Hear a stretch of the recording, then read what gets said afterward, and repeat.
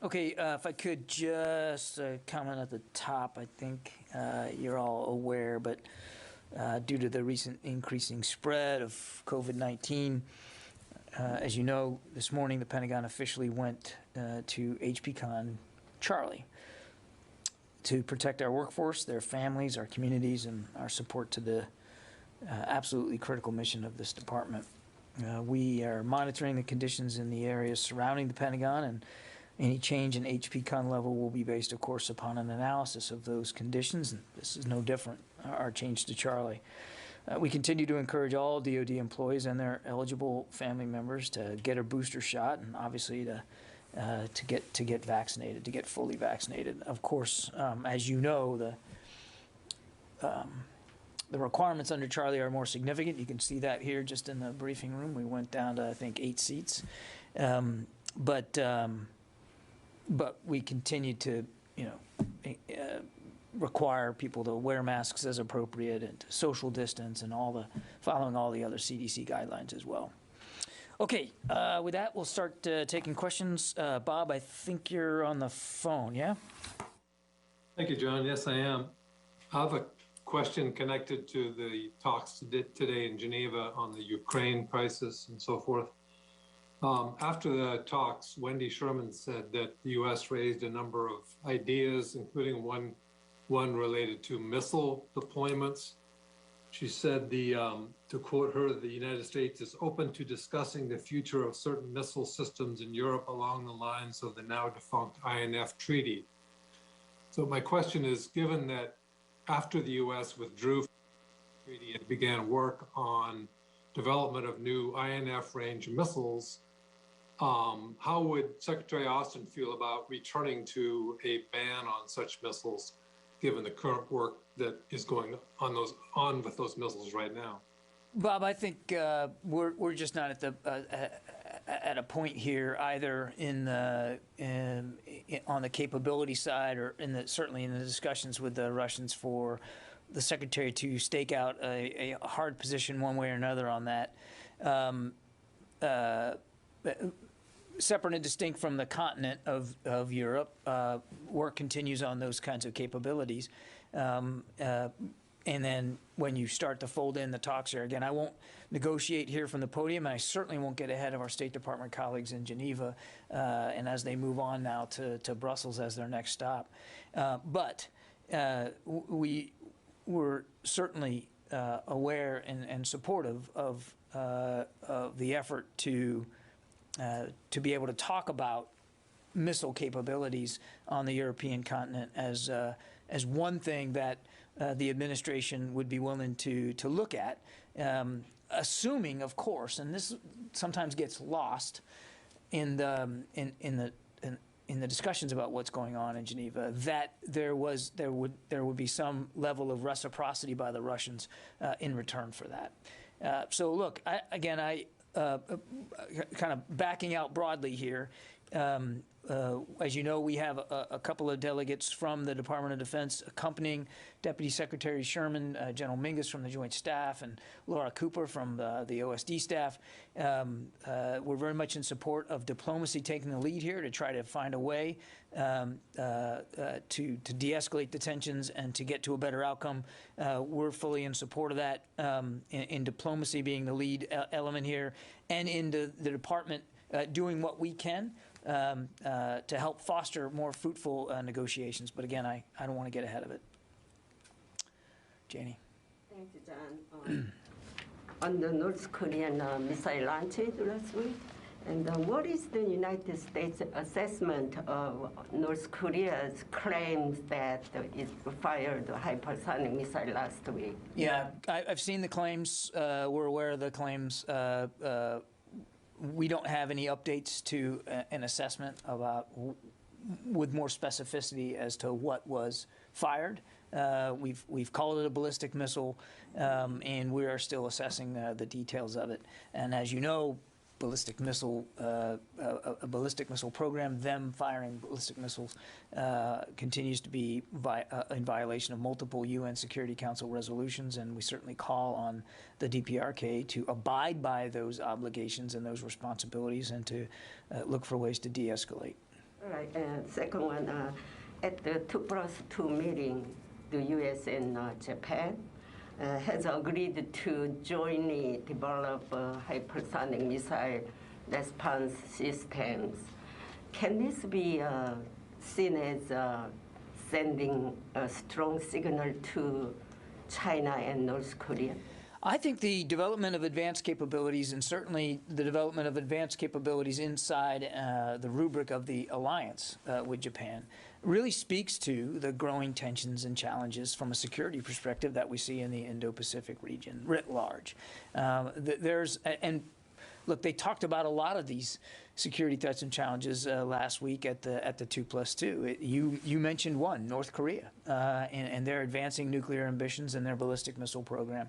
And of course, we continue to see, as the Secretary said in his opening statement, coercive, aggressive behavior out of the People's Republic of China. There's no shortage of things for the United States and Japan to want to continue to talk about and improve about our alliance and our capabilities, given the tensions and the challenges in the Indo-Pacific right now. All right, thank you. You're welcome. Tom? John, any update on what the Pentagon will do with the judge's ruling on the COVID case involving the Navy SEALs? Will you guys appeal? We have not come up with a strategy going forward here, Tom.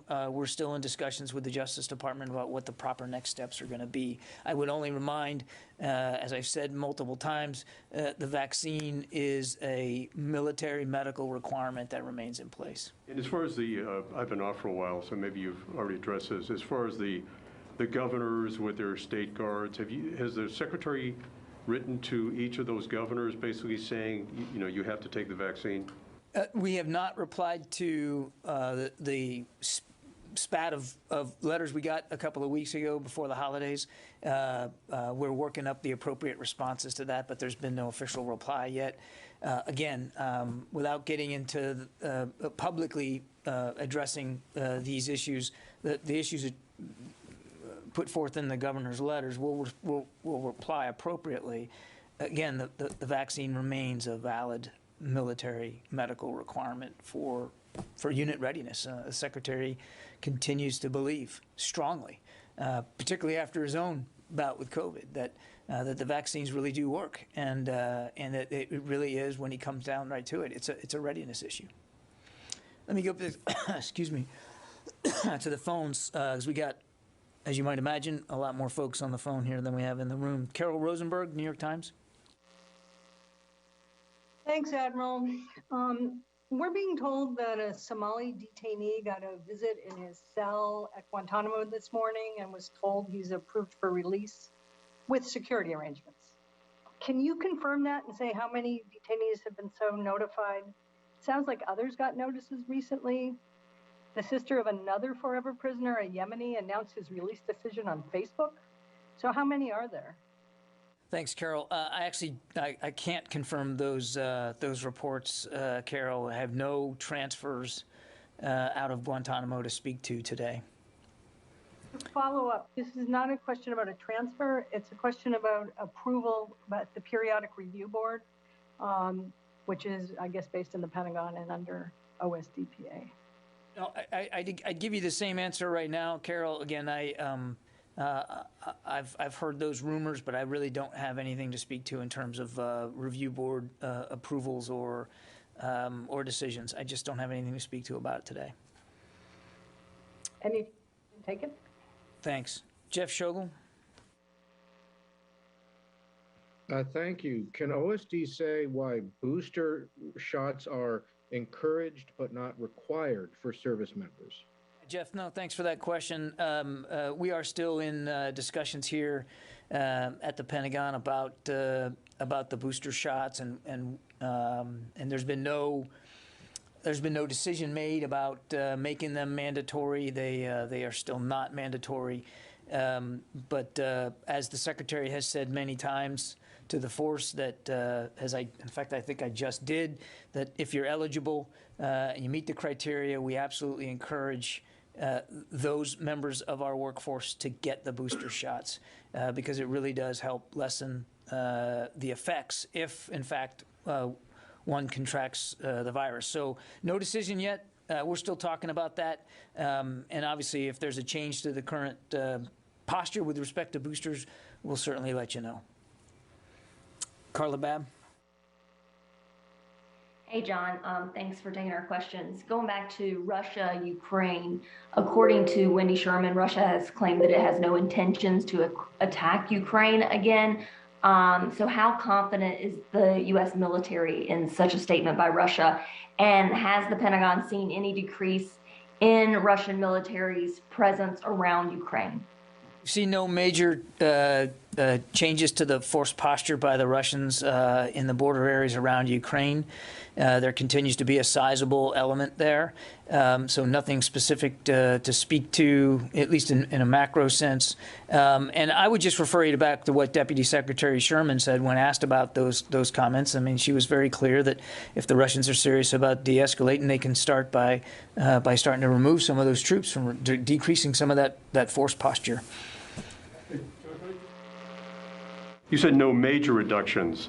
There have been some reports that some of the Russian troops around Ukraine have gone up to Kazakhstan. Have you seen any indication?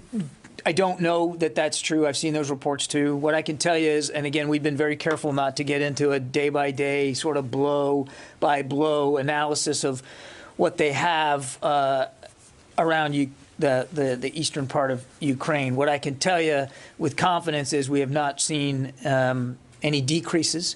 They continue to have a sizable force posture right to the east, to the north, and even to the south, and we've seen no major changes to that. So I wasn't trying to get hung up on the word significant. I guess I was trying to nod to the fact that we aren't going to get into a detailed assessment one way or another, but the situation remains that they have a sizable force posture there. Yeah. Thank you, John. So Guantanamo Bay Detention Center is turning 20 tomorrow. President Biden had promised to close the prison. New York Times reported late last year that the Pentagon is building a second courtroom. Can you highlight or update us on any steps that have been taken by the DoD or the administration in general towards fulfilling that promise? Well, I would tell you the administration remains dedicated to closing the detention facility at Guantanamo Bay. There's nothing's changed about that. We are in a review right now about the way forward there, so I won't get ahead of that. But to that end, as the National Security Council staff continues to work closely with us here at DoD, with the State Department, with the Justice Department, and other departments and agencies across the federal government about what that's going to look like going forward. And when is that review? I would point you to my colleagues at the National Security Council staff. They're running that process. But we continue to be committed to closing down that facility. And, of course, that means whittling down the population, which is very small right now. I think there's just over 3 dozen detainees remain from the nearly 800 that were there at its peak. So small number. Not surprisingly, they are the hardest cases to deal with and to adjudicate.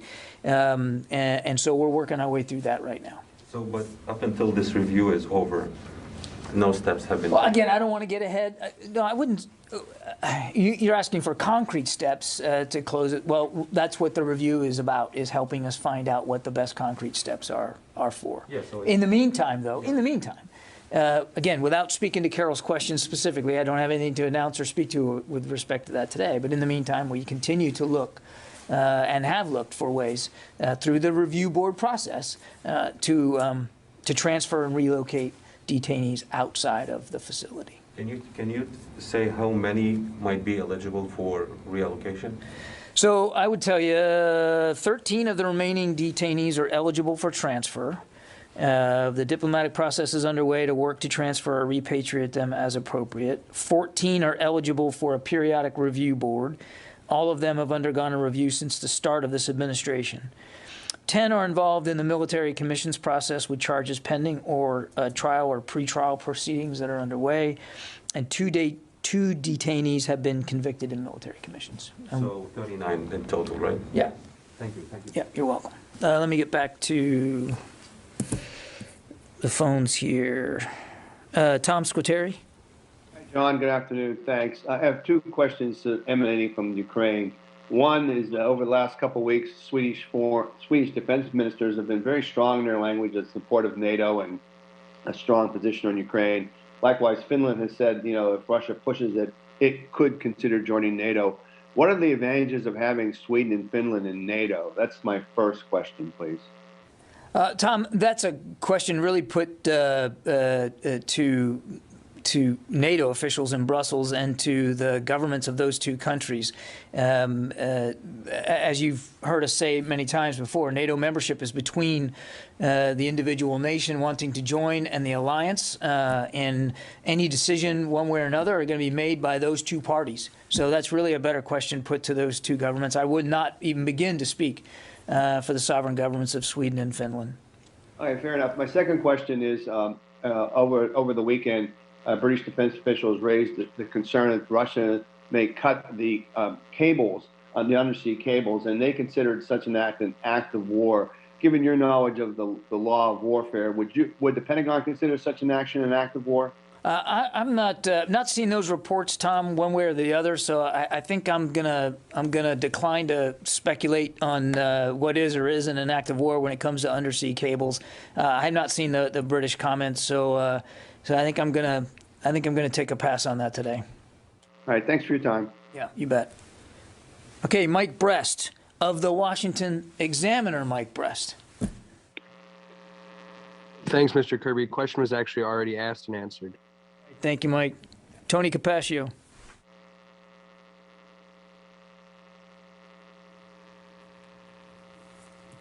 You there, Tony? John, sorry, I muted myself. Tony Capaccio. Go ahead, Tony. John? Yep, I got you. Sorry, I muted myself accidentally. The DoD assessment team that visited Ukraine recently, have they produced any recommendations for the types of weapons or equipment the Ukrainian military may need, or is it still crafting a recommendation to the interagency? They were largely looking at air and missile defense, as I understand it, Tony. And they've been back a while. I'll take your question to see if there was some sort of more formal recommendations made. I'm not aware of a formal report that was issued. They just took a look and consulted with the Ukrainians about what they believe their air defense needs were. I would just tell you that we have and we will continue to provide security assistance to Ukraine as appropriate going forward. We remain committed to helping Ukraine be able to defend itself across a range of capabilities, quite frankly. Can I ask you, are Stinger missiles, though, one of the weapons that the team is eyeing to recommend? That would be a major escalation of our weaponry to the Ukrainians if we gave them Stinger missiles. Yeah, again, Tony, I've got nothing specific to speak to in terms of future capabilities or whatever the assessment team learned. I don't have anything specific for you on that. I mean, what I would again tell you is we have in the past, and we will continue to provide articles which will allow Ukraine to better defend itself. Okay, please give us a written answer if you can, and put Stingers in there or not. Thank you. I'll do the best I can, Tony. But again, I don't want to get your hopes up on a whole heck of a lot of specificity here. Heather from USNI. Hi, thank you so much for taking my question. When it comes to religious exemptions, given the Navy and the Marine Corps and the rest of the branches' lack of exemptions, is the DoD policy in good faith when it comes to the religious exemption process? Can you repeat that last part? I didn't understand. DoD policy on what? On religious exemptions and for vaccines. Is it still in good faith, given that there haven't been any exemptions and the Navy hasn't been any exemptions in the past 7 years? Yeah, look, the short answer to your question, Heather, is yes, of course it's in good faith, no pun intended. But the process by which religious exemptions are reviewed and adjudicated and ultimately decided one way or the other is controlled by each of the military departments. The Army the Department of the Navy and the Department of the Air Force, Space Force. So that's all, Department of the Air Force, I apologize. But they are in charge of adjudicating those exemption requests and making those decisions. But in terms of your broader question, which is, I think, when does DOD still believe in the value of a religious exemption process for this or any other vaccine? The answer is yes, we do. We believe that there should be a channel, a vehicle through which men and women of the workforce who believe they have legitimate religious exemptions to seek on their behalf, that they have a process to make that request and to have that request treated seriously. I would remind that, again, I understand the numbers are zero right now in terms of COVID, but even the services will tell you they still have a backlog of in some cases, thousands of additional religious exemptions requests to work through. So this is an ongoing process. Yeah. Thank you, John. Last week you said that the U.S. expected the increase in the level of attacks on Iraq and Syria, and also it maintained, of course, the right of self-defense. My question is if the department will stay on the defensive side or position there, or if it has maybe, or it's considering a plan to maybe intervene in the future to prevent such attacks. I would tell you that we retain the right of self-defense to protect our troops. And you saw in Syria a week or so ago that Inherent Resolve commanders actually took some steps preemptively as they saw launch sites being developed around Green Village to strike those sites before rocket attacks came in. So protecting the troops means doing what you have to do with the information you have available and your authorities to protect the troops. So I don't know. I mean, I understand the nature of the question, offense versus defense. They have the right of force protection, self-protection, self-defense, excuse me. And we expect commanders to act on those authorities and those responsibilities in the way they deem best fit, given the threat that they're facing. But in Iraq, where the mission is different now, you still have the same capability to self and protect your troops? We are in a different mission, advise and assist. That is true. That officially changed over at the end of the year. But that doesn't mean that our commanders have any less ability or less responsibility to defend themselves and defend their troops, and as well as our Iraqi security force partners. Caitlin from Stars and Stripes. Hey, John, thanks. Hey, on Friday, DoD announced it had awarded a $50-some million grant to purchase at-home COVID tests to support the president's mission. Wondering how many COVID tests that helped, or that purchased, and also why it was DoD that made that purchase and not another agency that's more interior motivated. I don't know that I have an exact number of how many tests that got us, Caitlin. So why don't you let me take your questions and get back to you rather than spitball from up here. Okay, thank you. Bet. Christine? Christina Anderson? Sorry, Christina, yes. Oh, great. Thank you for taking my question. The OSCE Special Monitoring Mission has reported a change in level of ceasefire violations in both the Donetsk and the Luhansk regions. I wonder, there's a big increase, is the upshot of it. Would you like to comment on that? Is there any conclusions we should draw? Thank you. I'm sorry, can you repeat it again?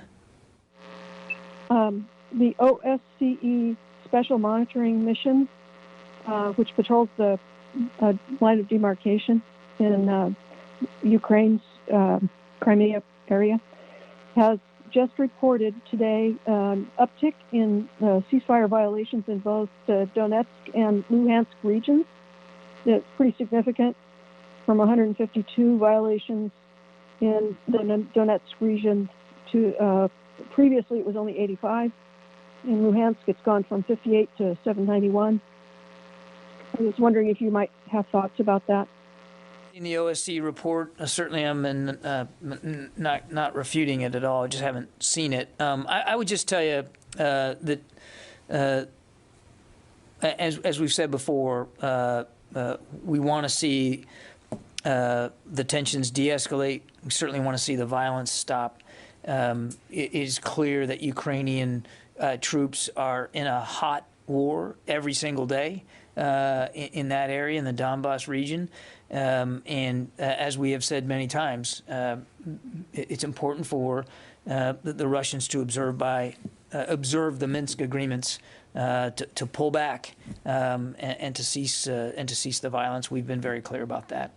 But again, I can't speak with specificity on this exact OSC report. I just haven't seen it, Christina. Thank you. Okay, and looks like the last one for today, Abraham. Hey, John, can you hear me?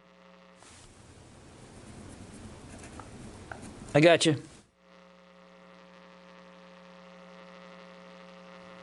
Yeah, sorry about that. Okay, I muted myself. Any indication from the White House, John, when the budget will be released? And this delay, if it runs into late March, April, what does that delay mean for DOD? Thanks. It's actually OMB is the right agency to talk to about this, Abraham, in terms of timing. I don't have any indication right now of what budget release time frame is going to be. As you might imagine, we are hard at work on starting to build out the 23 budget, as you would expect we would do after the holidays. That's the normal process. And we're going to continue to do that. The Deputy Secretary is leading that effort, and it's a very active effort, as you might imagine. But in terms of specific timing, I just don't have it for you. Now, to your second question, I mean, obviously, in a perfect world, you always want to get that laid out as early in the year as possible to allow for the legislative process to continue so that you can get the funding on time. It was late last year, not lots of reasons, and some of it being that, it had a new administration coming in. So we're going to keep working at it so that whenever it's decided that there's a budget release date, that we're going to be ready for that to execute as quickly as possible. Okay, thanks everybody. Appreciate it.